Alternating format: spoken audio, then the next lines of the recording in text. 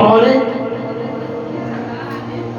मध्य प्रदेश में, एमपी में जो तूफान आया, तो जो उसका छोटा सा बेटा, क्योंकि वो बच सकती थी क्योंकि उसके लाइफ उसके पास जैकेट थी, लेकिन वो बची नहीं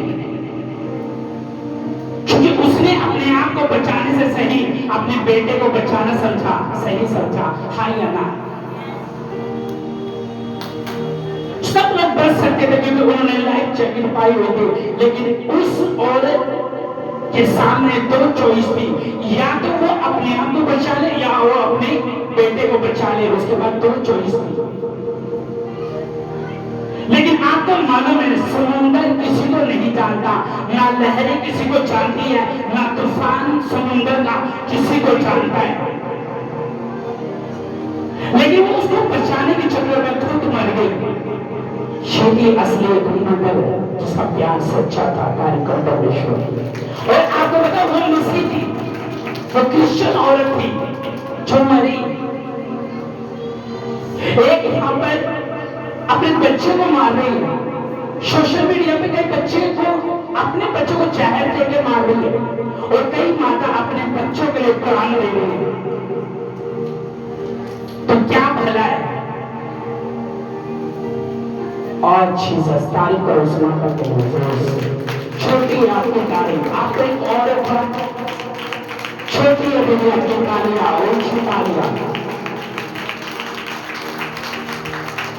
थैंक्स करो अपने आप का कि तुम परमेश्वर के पास हो।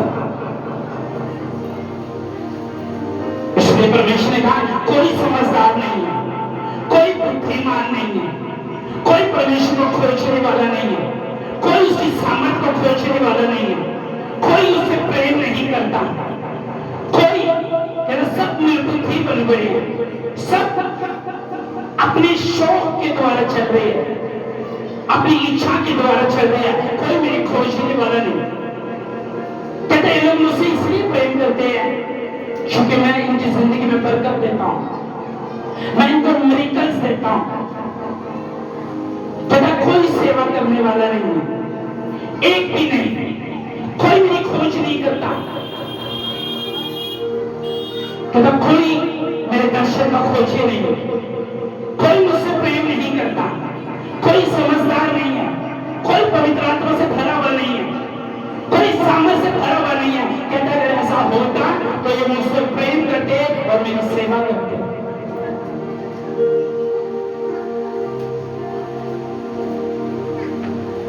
कहता अगर ये मुझसे प्रेम करते तो मेरे भवन में फाइनेंशियली सपोर्ट करते, ये सेवा से मुंह ना फेरते, ये पाप में न जाते, क्योंकि पाप आपके आनंद को खराब करता है। हमेशा याद रखना, पाप आपके जीवन से परमेश्वर की महिमा को खत्म करता है। हमेशा याद रखना, जब एक व्यक्ति पाप में आ जाता है, बीमारियां भी उसके साथ आना शुरू हो जाती है। इसलिए आप देखना, जो शरीर में पाप करते हैं वो हमेशा बीमारियों के नीचे रहते हैं, हमेशा वो अलग अलग तरह की बीमारियों के नीचे रहते हैं जो लोग पाप में होते हैं। और पाप आपको सेवा करने कभी नहीं देते। पाप आपको पवित्र आत्मा से भरना और पवित्र आत्मा के साथ चलना कभी नहीं सिखाती। जब तक आपकी जिंदगी में पाप होगा, आप परमेश्वर से हमें जुड़ा रहेंगे। इसलिए आपकी बीमारी के पीछे हो सकता है पाप हो, आपके गिरने के पीछे हो सकता है पाप हो, आपके नशे के पीछे हो सकता है पाप हो। और जब तक आपकी लाइफ में पाप है, आप विवेक से भरा हुआ मन आपको कभी नहीं मिलेगा। अब समझदारी की बातों से हमेशा दूर रहोगे, क्योंकि जो पाप करता है वो डरता है कि मेरे बुद्ध चेहरा सामने ना आ जाए, मेरी बातें सामने ना आ जाए। बात का मतलब सिर्फ व्यभिचार नहीं है, बात का मतलब है नशा करना, चोरी करना, किसी का नुकसान करना अपने फायदे के लिए, किसी का घर तोड़ना अपने फायदे के लिए। पाप का मतलब ये भी होता है। और जब आप पाप में होते हैं, फिर आप अपने चेहरे को देखना, आपका चेहरा जो होता है वो आम चेहरों से अलग होता है। जब आप पाप में होते हैं, आपको हर समय डर लगेगा, हर समय आपको भेद खुलने का डर होगा, जब आप पाप में होते हो आपसे सेवा नहीं हो सकती। जब आप पाप में होते आपके बच्चों से भी सेवा नहीं हो सकती, क्योंकि पाप आपको परमेश्वर से अलग करता है। क्योंकि अगर आप मुझे देखे ना, आप हैरान हो जाएंगे कि जिस तरह से परमेश्वर का दास सेवा करता है हम नहीं कर सकते। चर्च में विजिटिंग कौन कर रहा है? मैं। चर्च के पैम्पलेट कौन बांट रहा है? मैं। चर्च के इंतजाम कौन कर रहा है? मैं। लोगों के लिए ले हैंड कौन करने जा रहा है? मैं। हैंडल कौन कर रहा है? मैं। मिरेकल्स कौन कर रहा है? मैं। इंतजाम कौन करता है? मैं। पूरा हफ्ता कौन अन्य जाति का प्रचार करता है? मैं। क्योंकि आपको लगता है ये सब कुछ ये कोई करता, कोई नहीं करता, एक जन नहीं करता। और इसलिए आप इनको नोटिस करना, खुद परमेश्वर के स्थान को छीन लेता है, खुद इनकी पोजीशन छीन लेता है, खुद ये आत्मा में गिर जाते हैं, खुद परमेश्वर इनसे अपनी ग्लोरी को छीन लेता है, अपनी आंख को छीन लेता है, अपने रास्तों को छीन लेता है। जब आपको परमेश्वर की समझदारी नहीं होती।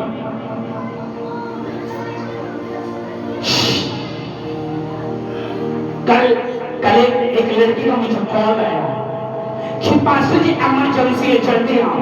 10 लोग बैठे और 3-4 लोगों के ऊपर दुष्ट आत्माएं आ रही है। मैंने बोला ओके।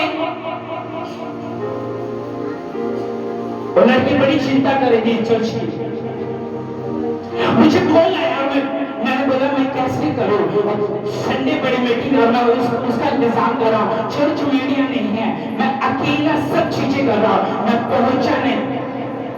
और उन लोगों ने किसी और से दुआ करी और जीसस और काम उनके द्वारा हो गया, जो भी चर्च के द्वारा होना था। काम मीटिंग्स में लोगों का ना होना, टीम का ना होना। क्योंकि मैं जब इनके चेहरे देखता हूँ, एक भी मुझे ये नहीं लगता कि इस बंदे को अगर मैं भेजूंगा ये दुष्ट आत्मा निकाल देगा, इस बंदे को भेजूंगा अच्छा प्रचार कर लेगा। क्योंकि सब पाप में है, सब निर्बुद्धि है, सब आत्मा में कमजोर है। कोई समझदार नहीं है, कोई धर्मी नहीं है, कोई धर्मी नहीं है, कोई भला नहीं सोचता, कोई प्रचार नहीं करता, कोई सेवा करके राजी नहीं। सेवा कर रहे तो पाप नहीं कर रहे, सेवा कर रहे थे जिस अगवे में खड़ा किया उसी अगवे के विरुद्ध गलतियां भी देख रहे, तो इसलिए इनकी जिंदगी से खुद परमेश्वर अपने स्थान को हटा देता है। क्योंकि कल मैं उसको देखकर हैरान था कि दुष्ट आत्मा निकालना तो मिनटों का काम है चर्च का, लेकिन एक व्यक्ति अन्य जाति आता और सबको ठीक करके चला जाता। और मैं अपने आप को अफसोस करता कि कोई भी एक सिंगल लड़का, एक अच्छा कोई जिसको भेज के भी वो दुष्ट आत्मा नहीं निकाल सकते। मैं कितना संभालूं? जितना मुझसे होता है मैं उतना करता हूं, जितना नहीं होता मैं नहीं करता। सब बैठ जाए, अपने हाथों को उठाओ।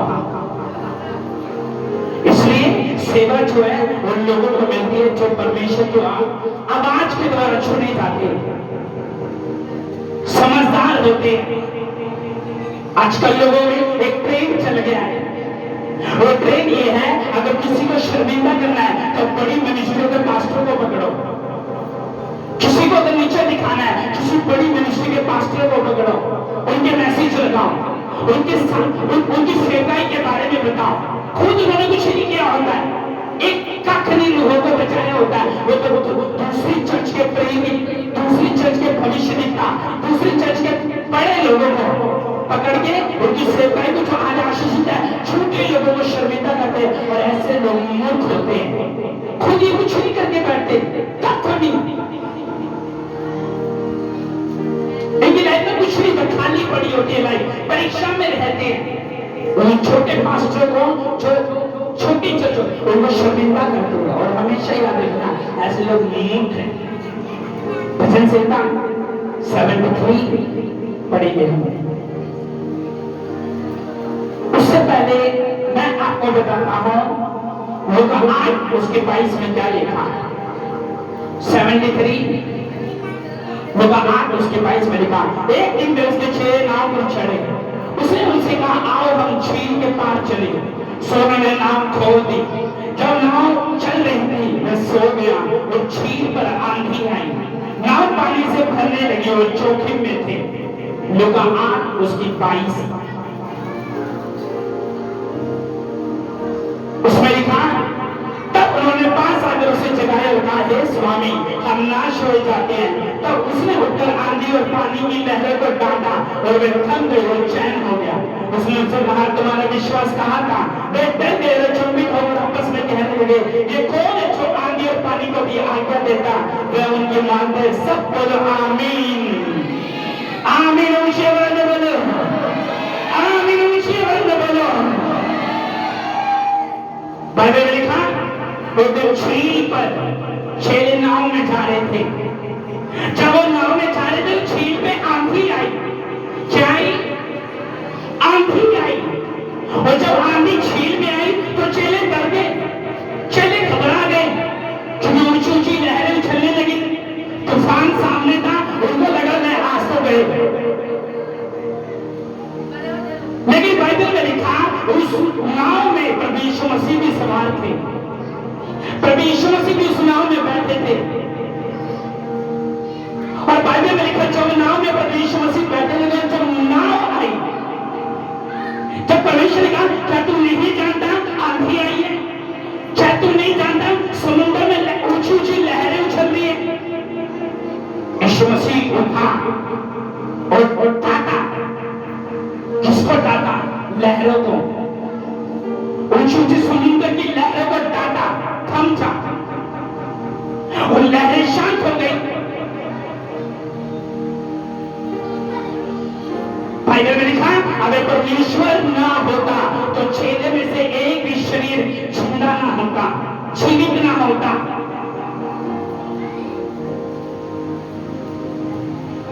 ये बच्चे पुस्तक कर रहे हो, तुम बस आ जाओ, बैठो। और एक भी शरीर जीवित ना होता।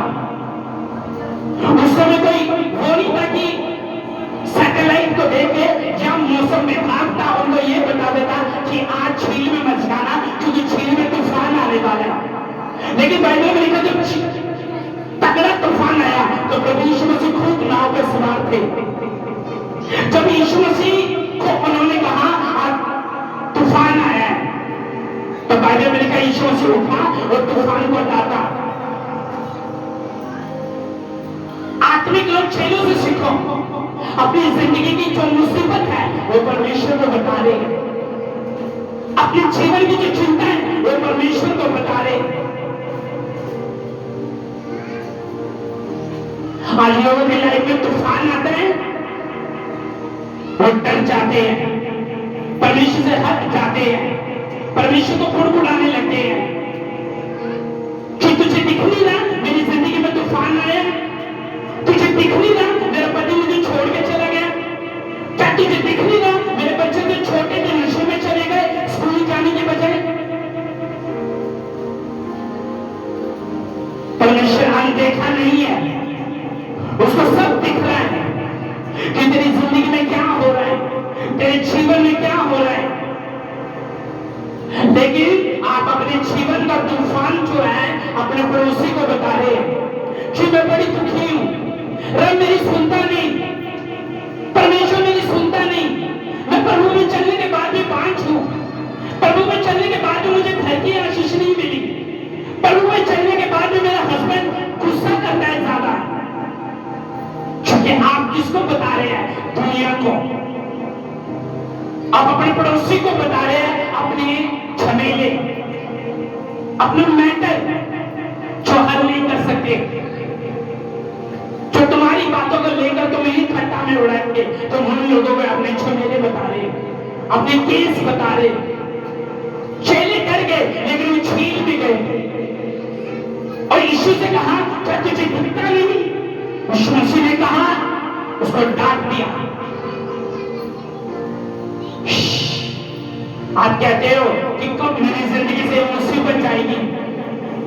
कौन है जो मुझे ब्लड के रोगों से छुड़ाएगा? कौन मेरे डिप्रेशन को दूर करेगा? जो मेरे जीवन में तूफान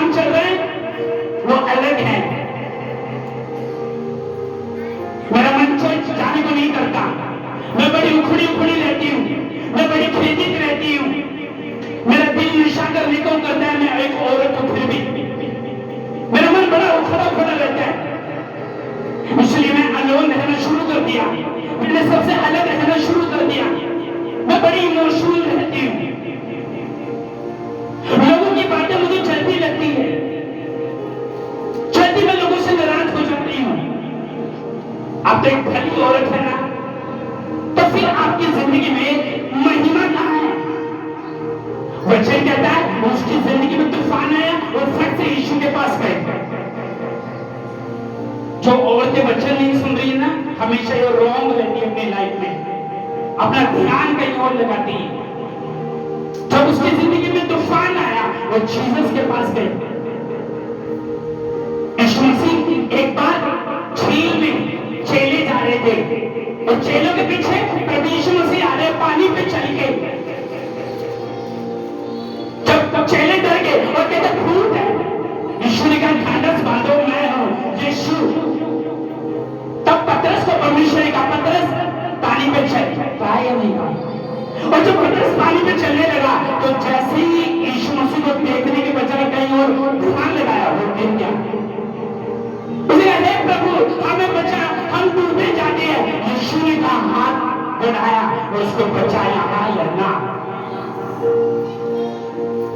जैसे आपका ध्यान भटकता है आपके स्थान चले जाते हैं, जैसे आप यीशु मसीह की और आपका फोकस खत्म होता है, आपकी लाइफ से महिमा चली जाती है, टेस्टिमनी चली जाती है, मसा चला जाता है, अभिषेक चला जाता है, आपके घर से शांति जाना शुरू होती है। जैसे आपका ध्यान दुनिया की ओर होता है, सहेलियों की ओर होता है, रिश्तेदारी की ओर ज्यादा होता है, परमेश्वर से ज्यादा रिश्तेदारों को ज्यादा प्यार कर रहे होते हैं। जैसे ही आपका ध्यान भटकता है आप परीक्षा में फंसते हो। इसलिए जब आप परमेश्वर की ओर आ रहे होते हैं तो विश्वास से आपका खत्म करने के लिए शैतान भी कुछ न कुछ कर रहा होता है, पूरी कोशिश करता है कि आज चर्च में न जाने पाएंगे भाई, शेकअप चर्च में जाने ना पाए। ये परमेश्वर से अगर दुआ कराएंगे तो पता है इनकी मुसीबत खत्म हो जाएगी, ये अच्छे बन जाएंगे, इनकी फैमिली अच्छी हो जाएगी। इसलिए इसको सच्चाई से तोड़ो, जुदा करो। अब किसको बता रहे हैं अपनी मुसीबत? किसके सामने आप खड़े हो? क्या आप अपने दिल के इमोशन में किसी बंदे पे शेयर कर रहे हो? क्योंकि इमोशनल लोगों को शैतान बहुत पसंद करता है, जो उलझा हुआ रहता है, जो गम में रहता है, जिसका दिल करता सेवा कर ले, दिल करता फिर बैठ जाए, दिल करता वचन पढ़ ले, दिल करता बाइबल बंद कर दे। इमोशनल लोगों को हमेशा शैतान डिस्टर्ब करता है। उसको पता है अगर ये इमोशनल है तो इसका इमोशनलपन जिंदगी भर इसकी जिंदगी में बना रहेगा अगर मैं इसको इस्तेमाल करूंगा। इसलिए वचन ये कहता है जब तूफान आया तो यीशु ने खुद कहा, कहता पतरस पानी पे चल। पतरस खुद नहीं गया पानी पे, उसको क्या कहा? पानी पे चल। परमेश्वर ने आज्ञा दी। किसने आज्ञा दी? बोलो। यीशु ने कहा पानी पे चल। कोई पानी पे चल सकता है? चल सकता है पानी पे? नहीं चल सकता। अब यीशु उधर भी तूफान को डांट रहे हैं, इधर भी आंधी को डांट रहे हैं। यीशु पतरस को कह रहा पानी पे चल। उसका मतलब यीशु मसीह का नेचर भी कहना मानती है, लेकिन नेचर इंसान को नहीं जानती, परमेश्वर को जानती है। हाँ या ना? परमेश्वर आपको कहे आप करो। एक बार 3 औरतें चर्च जा रही थी, बाढ़ आ गई, बीच में नदी आ गई। उसने कहा पतरस का परमेश्वर हमारा परमेश्वर, क्योंकि एक ही रास्ता था और बीच में नदी आ गई। और जब बचाए तो तीनों मिलके मर गए, क्योंकि पतरस को परमेश्वर ने कहा था कि पतरस चल पानी पर, और जो चला वो ड्रेस हुआ। खुदा ने उसको बचाया। जब तूफान आए तो अपनी सिचुएशन किसके पास ले गए? जीसस के पास ले गए। हमारे पर दया कर,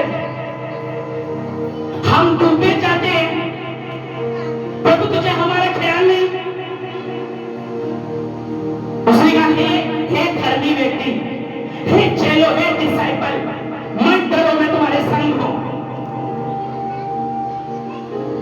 लेकिन लोगों को विश्वास नहीं होता, आत्मिक लोगों को विश्वास नहीं होता, इसलिए उनकी संगति है वो बड़ी खत है, चर्च में उनकी प्रेजेंस है वो बड़ी खत है। चर्च से अगर फायदा मिल रहा है तो हालेलुया हालेलुया।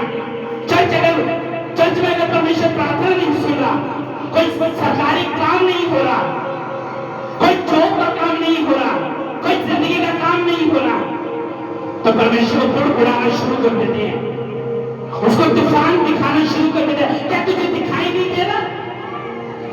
मेरे घर में रोज लड़ाई होती है, क्या तुझे दिखाई नहीं दे रहा? मैं पहले आत्मिक काम पापी बन चुका हूं। क्या तुझे दिखाई नहीं दे रहा? मेरे पति के नशे ज्यादा बढ़ रहे हैं, उसको सब दिखाई दे रहा है, लेकिन क्या तू पुकार रही है चलो की तरह?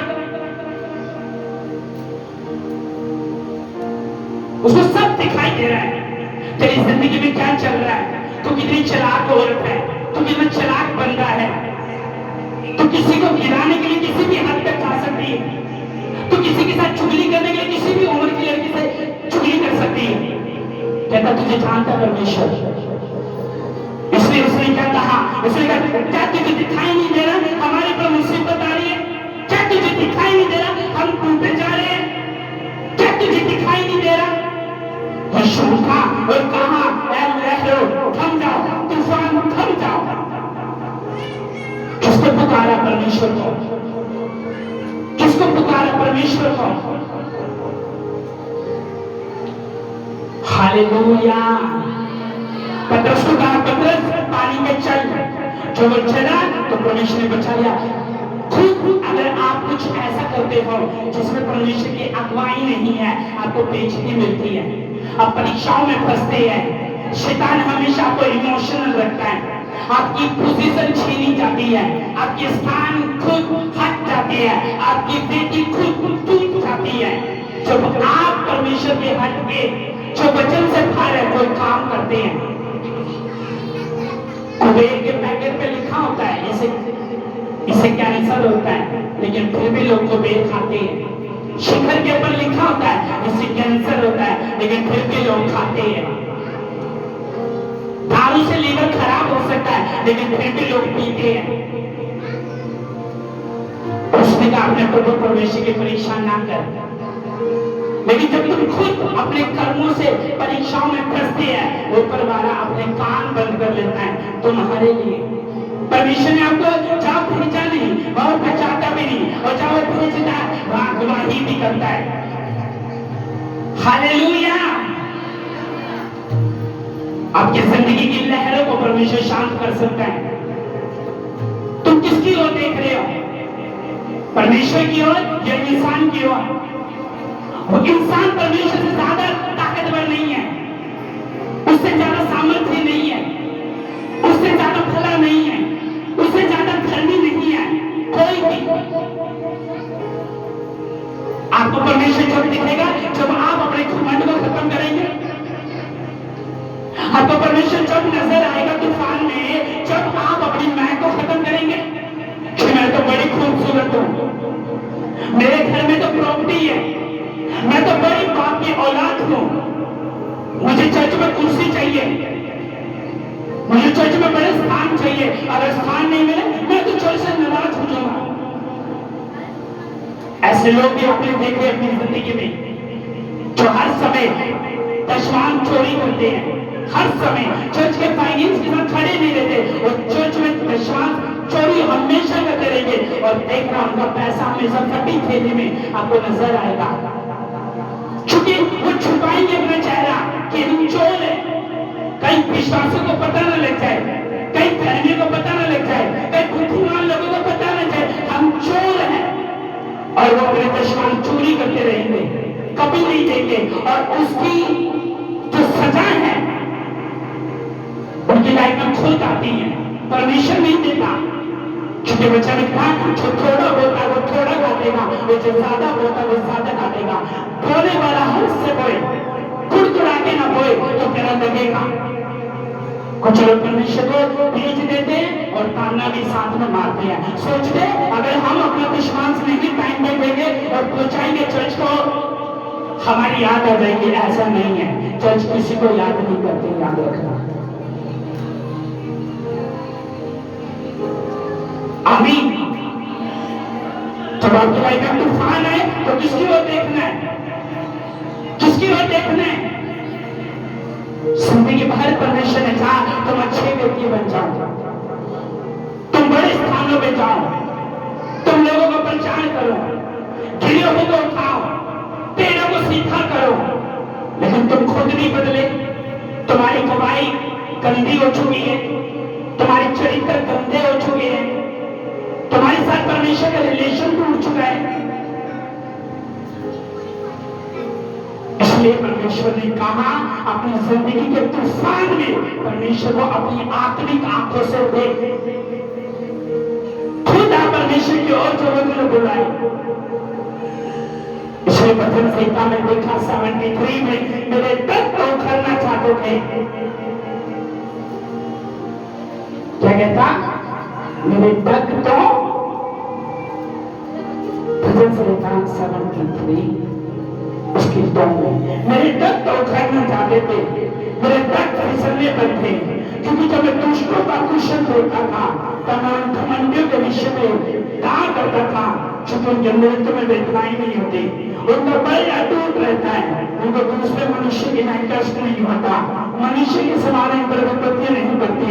इस कारण अहंकार उनके गले का हार बना है और उनका ओढ़ना उतर है, उनकी आंखें चर्बी से छलकती हैं और उनके मन की भावनाएं उमड़ती है। सब बोलो आमीन, सब बोलो आमीन। ये जो भार है वो आपको बोलने के अंदर आ जाएगा। हालेलुया। कहता मेरे पैर उखड़ना चाहते थे, मेरे पैर फिसलने पर थे, क्योंकि जब मैं दुष्टों को कुशल को देखता था तो मैं घमंडों के विषय में ला करता था। तो मेरा बेटा तो चर्च में बैठता है, उसका बेटा चर्च में नहीं बैठता। तो मैं काम करता था कि अन्य जातों के बच्चे तो फलवंत हो रहे, मैं परीक्षा में हूं, उसके बच्चे तो जिम जा रहे हैं, मैं बीमार चल रहा हूं, उसका बिजनेस फलवंत है, मेरा बिजनेस और भी डाउन होता जा रहा है। मैं दूसरों के विषय में था करता था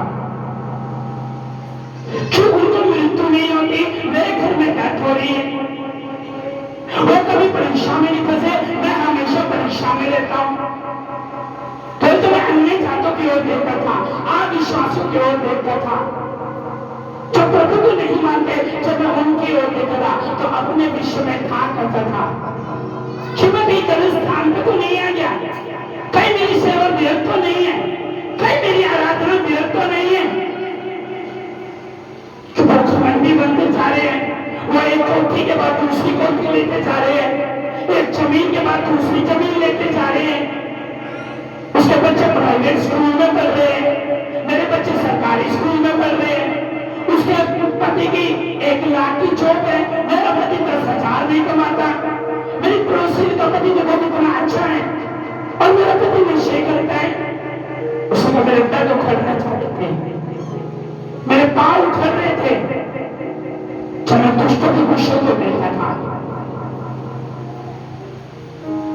वो बड़ा तंग रहता था, वो कहता मेरे घुटने उखड़ रहे थे, मेरा विश्वास टूटता जा रहा था।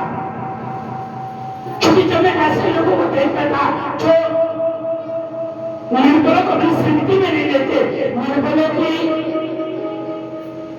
विवादों को पकड़कर उनको और शर्मिंदा करते थे, कि तो मेरा पैर उखड़ना चाहते थे। मेरा दिल सेवा करने का नहीं कर रहा था, मैं पीछे हट रहा था। मैं अपने मन में बहुत क्वेश्चन करता था कि तू है या नहीं है, अगर तू होता मेरी सुनता। कहां से भर गया, अविश्वास से भर गया, पांव फिसल रहे थे, चर्च खट कर दिया तो मेरे जाना, फास्टिंग मेरी खट हो गई थी, प्रार्थना मेरी खट हो गई थी, क्योंकि मेरे सामने गरीबी थी, मेरे सामने इमोशनल था, मेरे सामने मुसीबतें थी। मैं अन्य जातियों की ओर देखता था तो मैं परमेश्वर से क्वेश्चन करता था, मैं ऐसा क्यों? वो गड्डी ले रहा है, मैं साइकिल पे हूँ, उसका अपना घर ले लिया उसने 2 नंबर के काम से, उसके बच्चे विदेश में चले गए,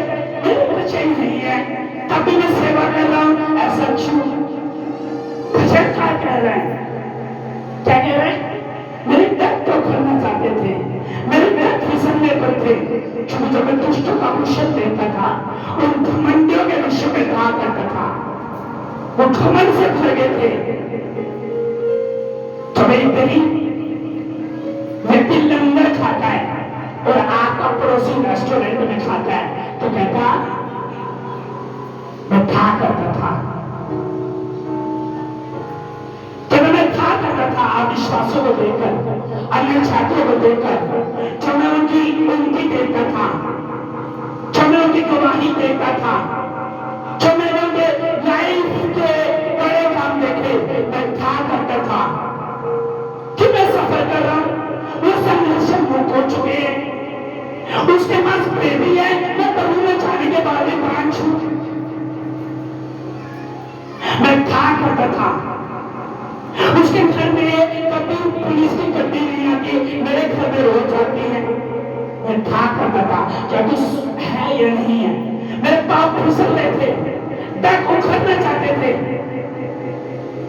क्योंकि मैं अपने छात्रों के चेहरे को देखता था, उसके बच्चे बिगड़े हुए नहीं, सुधरे हुए हैं, और मेरे साथ उल्टा हो रहा, मेरे बच्चे प्रभु में है लेकिन बिगड़े हुए हैं, उसके बच्चे जवान है लेकिन अपनी माँ का बाप का सहारा है, चोप करके, मेरे बेटे प्रभु में है लेकिन नशे कर रहे हैं।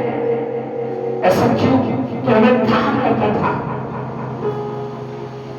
क्या मेरा विश्वास शक्ति में बदलना शुरू हो गया।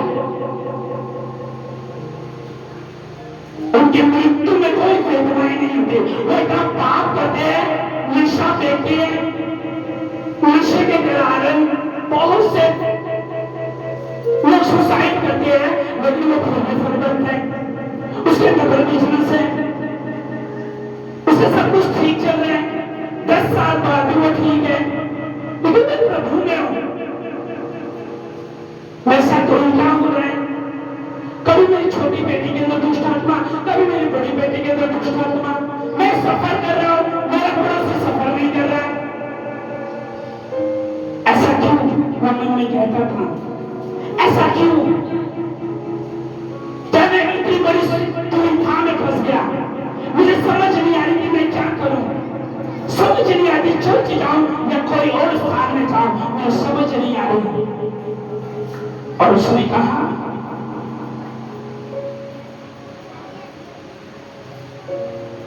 स्थान के अंदर 73 उसको स्थान, जब तक कि मैं ईश्वर के पवित्र स्थान में जाकर उन लोगों के परिणाम को न सोचा, निश्चितों में फिसलने वाले स्थानों में रहता है और गिराकर उनका सत्यानाश कर देता है। सब बोलो आमीन।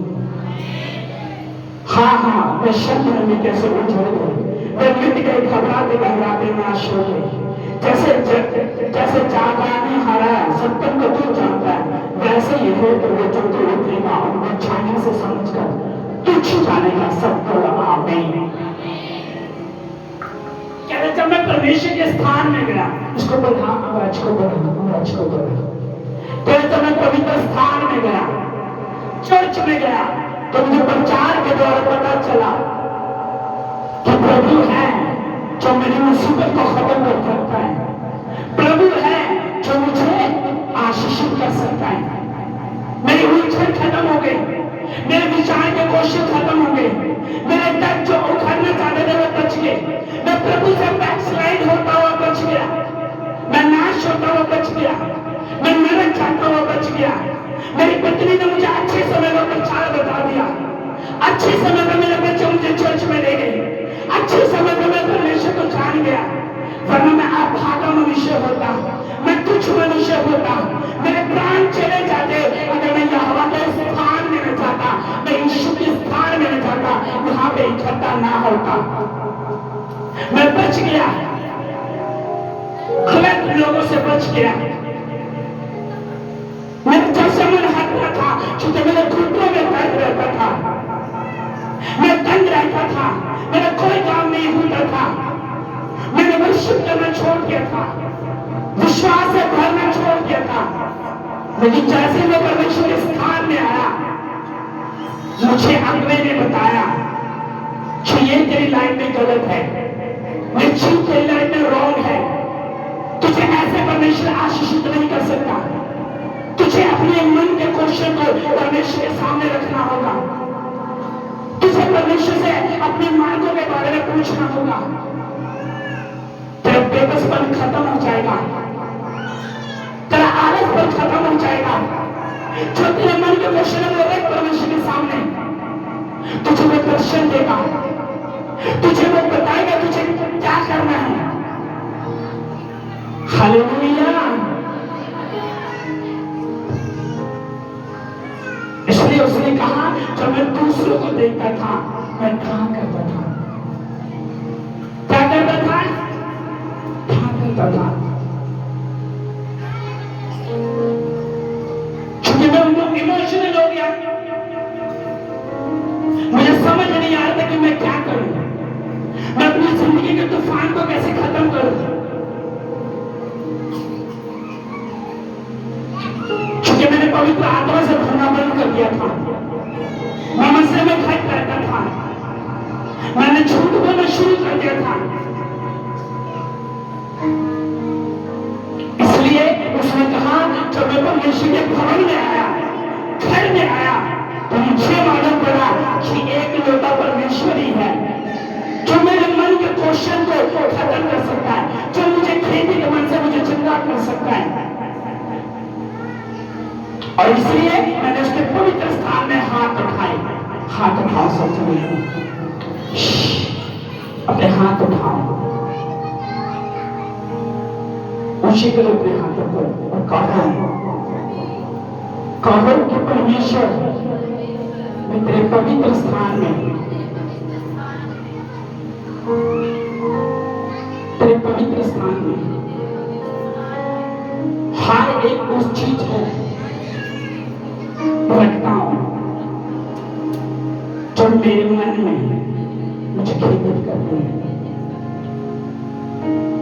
अपने हाथों को उठा के बोलो, आंखों को बंद करो और गवाहियों के लिए तैयार हो। जब आप गवाही सुनोगे मेरा विश्वास है आप आत्मा से भर जाओगे। अपने हाथों को उठाओ, सज्जन बोला, हे परमेश्वर आज से हर एक वो आत्मा जो मेरी लाइफ में तूफान लेके आता है, जो मेरी लाइफ में तूफान लेके आता है, हर वो आत्मा मेरी जिंदगी से निकलता है यीशु के नाम में, निकलता है यीशु के नाम में। सुना, अपनी लाइफ की बड़ी से बड़ी मुसीबत यहाँ पे रखना, खुदा जिसको हल करेगा यीशु मसीह के नाम में। आमीन, हालेलुया। हाथ उठा के बोले हालेलुया।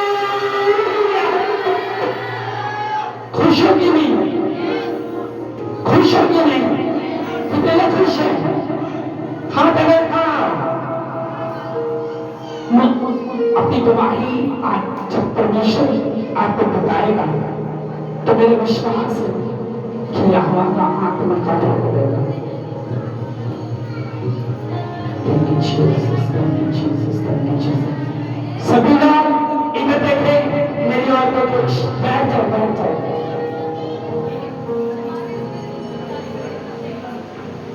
अपने हाथ को उठाओ, बोले हे परमेश्वर जितनी गवाही में सुना मैं सब को नफरत में दिया यीशु मसीह के नाम में। सब बोला आमीन। अरे जो जहां खड़ा है ना वहीं खड़े हो जाओ, तुम लोग डिस्टर्ब मत करो, बैठ जाओ।